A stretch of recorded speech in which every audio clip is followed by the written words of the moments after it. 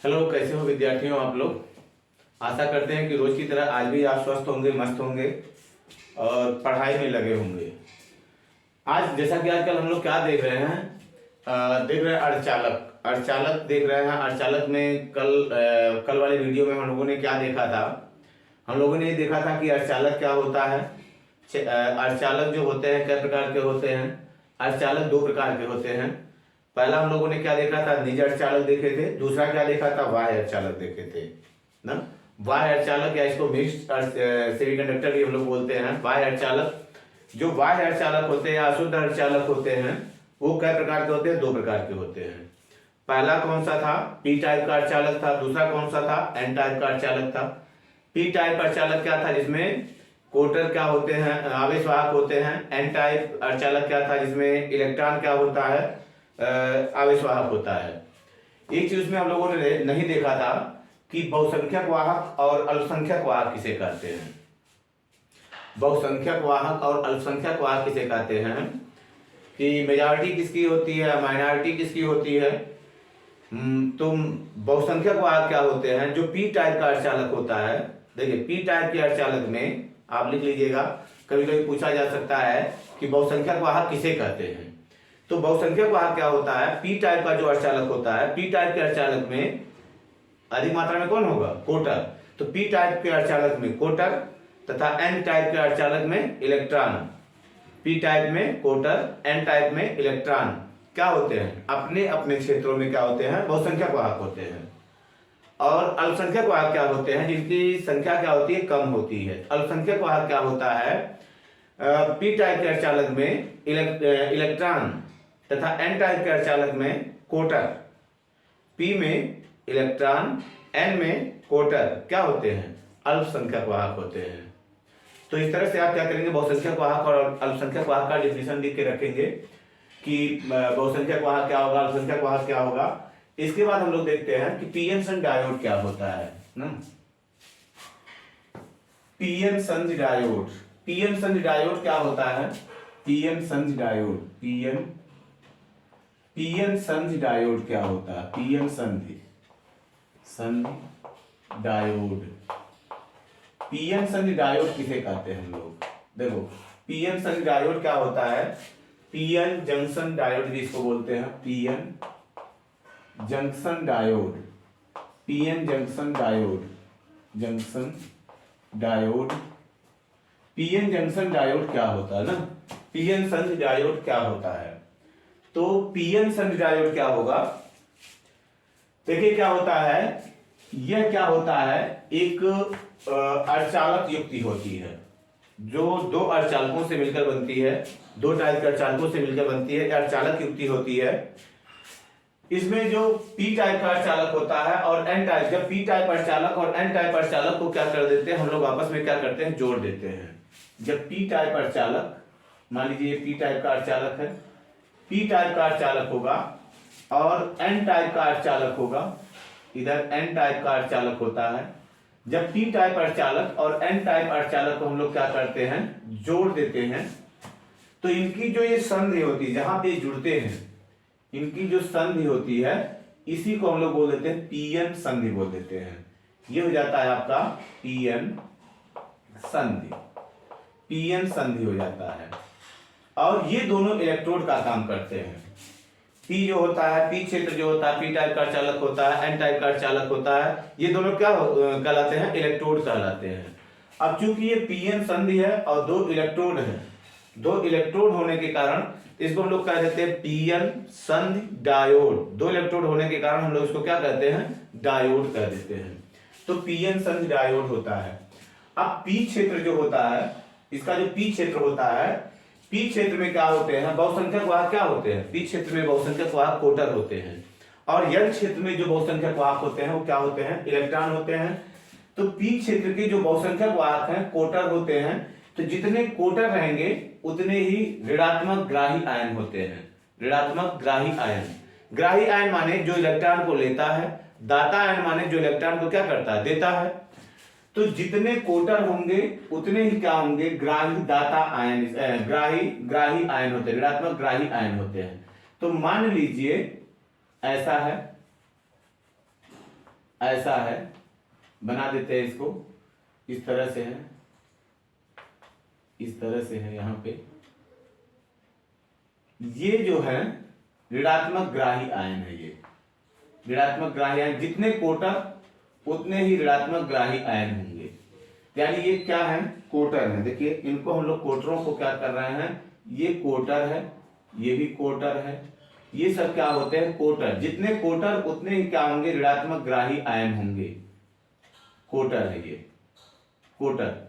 Whole, ये भी क्या है, कोटर। यहां पे भी है, बड़ा कोटर हो गया, यहां पे भी कोटर है, या कोटर है ना। और इधर क्या होता है, यन क्षेत्र में क्या होते हैं, यन क्षेत्र में बहुसंख्यक वाहक क्या होते हैं, इलेक्ट्रॉन होते हैं। तो जितने इलेक्ट्रॉन होते हैं, जितने इलेक्ट्रॉन होंगे उतने ही क्या होते हैं, धनात्मक दाता आयन होते हैं। जितने इलेक्ट्रॉन उतने ही क्या होंगे, धनात्मक दाता आयन होंगे। देखिए ये पॉजिटिव हो जाएगा, पॉजिटिव, ये इलेक्ट्रॉन को देगा, इसलिए क्या होता है, ये पॉजिटिव होता है, पॉजिटिव होता है, ये पॉजिटिव होगा, ये भी पॉजिटिव होगा, सब के सब क्या होंगे, पॉजिटिव होंगे। ये दाता आयन होते हैं ना। और जितने क्या होंगे, ये दाता आयन होंगे उतने ही कौन होंगे, इलेक्ट्रॉन। इलेक्ट्रॉन को हम लोग बिंदुओं से शो कर देते हैं, ये सब क्या है, इलेक्ट्रॉन है। जितने दाता आयन, स्थिर दाता आयन होंगे उतने ही क्या होंगे, इलेक्ट्रॉन होंगे। कहां पे, एन क्षेत्र में। इनको हम लोग लिख देते हैं, ये क्या है, लिख देते हैं, ये क्या है, इलेक्ट्रॉन है। ये इलेक्ट्रॉन होते हैं। ये क्या होते हैं, स्थिर दाता आयन होते हैं, स्थिर दाता आयन, स्थिर धनात्मक दाता आयन, स्थिर धनात्मक, स्थिर धनात्मक दाता आयन है ये, स्थिर धनात्मक दाता आयन है ये, दाता आयन, स्थिर धनात्मक दाता आयन ये होते हैं। ठीक, इसमें क्या है, ये क्या है, कोटर है, ये कोटर है। ये क्या है, स्थिर ऋणात्मक ग्राही आयन, स्थिर, स्थिर ऋणात्मक, स्थिर ऋणात्मक क्या हो जाएंगे, ये ग्राही आयन होते हैं, ये ग्राही आयन, ग्राही आयन हो जाएंगे। ठीक, तो इस तरह से क्या होता है, ये पीएन संधि बनता है, पीएन संधि बन जाता है।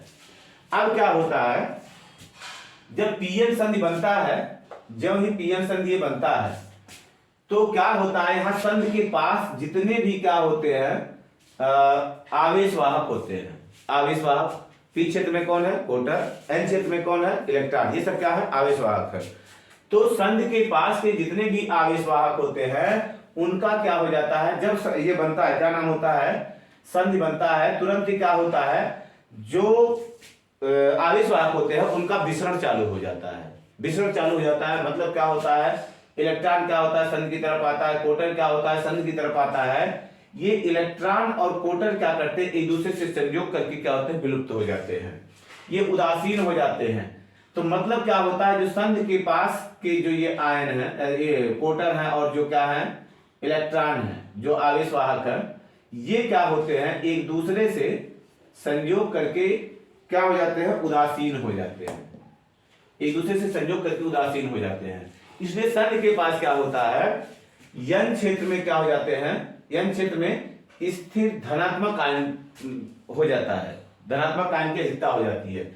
एन क्षेत्र में क्या होता है, संधि के पास एन क्षेत्र में धनात्मक आयनों, धनात्मक स्थिर आयनों की क्या हो जाती है, अधिकता हो जाती है।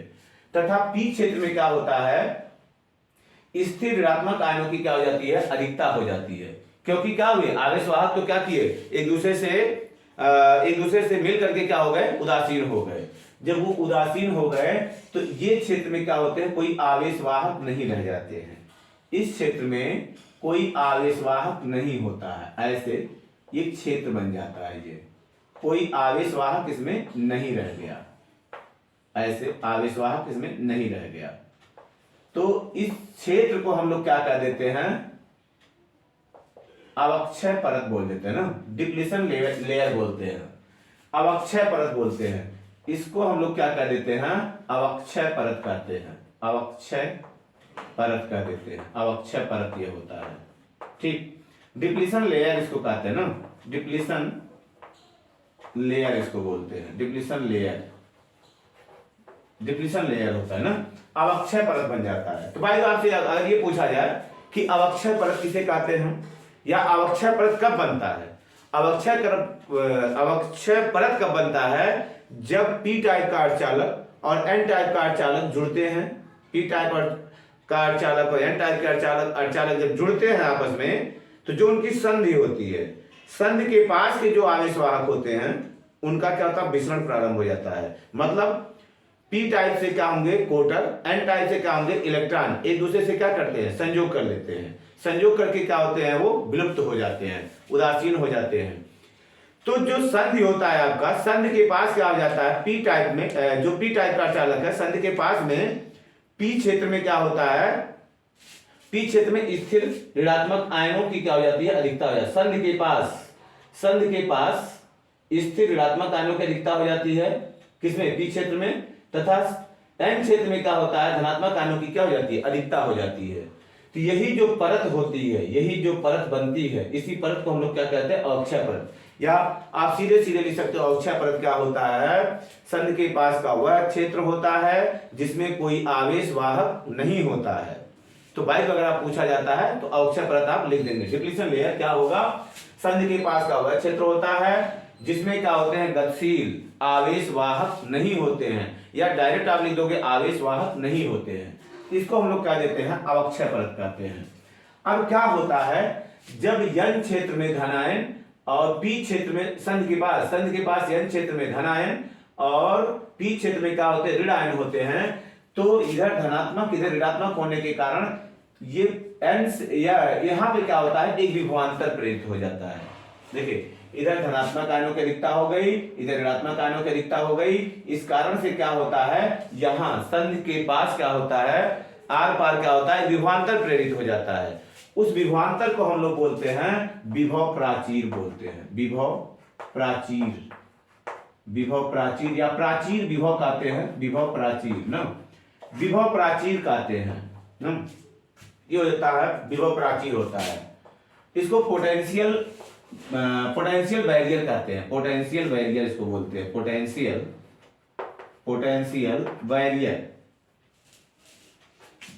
बैरियर इसको बोलते हैं, बैरियर बोल देते हैं ना, समझ जाएंगे ना, पोटेंशियल बैरियर होता है ये। तो इसको विभव प्राचीर कहते हैं। तो विभव प्राचीर का अगर मान लो पूछा जाता है कि डिफिनेशन क्या होता है, विभव प्राचीर बताइए क्या होता है, तो अवक्षय परत के सिरों पर जो विभवांतर प्रेरित हो जाता है, अवक्षय परत के सिरों पर जो विभवांतर प्रेरित हो जाता है, उसे ही हम लोग क्या कह देते हैं, विभव प्राचीर कह देते हैं। अब जब विभवांतर प्रेरित हो जाता है तो इसमें क्या होता है, एन से पी की तरफ एक आंतरिक वैद्युत क्षेत्र स्थापित हो जाता है, एक आंतरिक वैद्युत क्षेत्र EI, एक आंतरिक वैद्युत क्षेत्र स्थापित हो जाता है, कहां से, एन से पी की तरफ, एन से पी की तरफ एक आंतरिक वैद्युत क्षेत्र स्थापित हो जाता है। अब जब ये आंतरिक वैद्युत क्षेत्र स्थापित हो गया तो देखिए जो कोटर होता है, कोटर को क्या माना गया है, धनावेश माना गया है, इलेक्ट्रॉन को क्या माना गया है, ऋणावेश माना गया है ना। तो इलेक्ट्रॉन ऋणावेश होता ही है, तो जो अब देखिए जो धन आवेश होता है वो वैद्युत क्षेत्र की दिशा में भागता है, जो धन आवेश होता है क्षेत्र की दिशा में भागता है, जो ऋण आवेश होता है क्षेत्र के विपरीत दिशा में भागता है। तो इसमें क्या होता है, जब ये आंतरिक वैद्युत क्षेत्र स्थापित हो गया तो देखिए जो इलेक्ट्रॉन होगा क्षेत्र के विपरीत जाएगा, कोटर जो होगा क्षेत्र की दिशा में जाएगा। तो ये जो आंतरिक वैद्युत क्षेत्र यहाँ स्थापित हुआ, आंतरिक वैद्युत क्षेत्र क्या करता है, अब इलेक्ट्रॉन को क्या करता है, संधि की तरफ नहीं आने देता। देखिए ये बहुसंख्यक आवेश वाहकों का या बहुसंख्यक वाहकों का क्या करता है, संधि की तरफ आने का क्या करता है, विरोध करता है। कैसे, देखो एन से पी की तरफ क्या है, ये आंतरिक वैद्युत क्षेत्र है, तो आंतरिक वैद्युत क्षेत्र जो होगा, देखो इलेक्ट्रॉन तो इधर जाएगा नहीं, क्योंकि हमेशा कहां जाएगा, इससे विपरीत ही जाएगा, वैद्युत क्षेत्र क्या जाएगा, विपरीत। इलेक्ट्रॉन क्या होता है, इधर दब जाता है, कोटर क्या होता है, इधर दब जाता है, यानी संधि के पास क्या होता है, कोटर और इलेक्ट्रॉन नहीं जा पाते हैं। तब ये जो आंतरिक वैद्युत क्षेत्र होता है, इस आंतरिक वैद्युत क्षेत्र को हम लोग बोलते हैं प्राचीर वैद्युत क्षेत्र या प्राचीर वैद्युत क्षेत्र या वैद्युत क्षेत्र प्राचीर बोलते हैं। प्राचीर वैद्युत क्षेत्र इसको बोल देते हैं ना, प्राचीर वैद्युत क्षेत्र हो जाता है, प्राचीर वैद्युत क्षेत्र हो जाता है। या इसको बोल देंगे प्राचीर वैद्युत क्षेत्र, प्राचीर वैद्युत क्षेत्र इसको बोल देंगे इलेक्ट्रिक फील्ड बैरियर,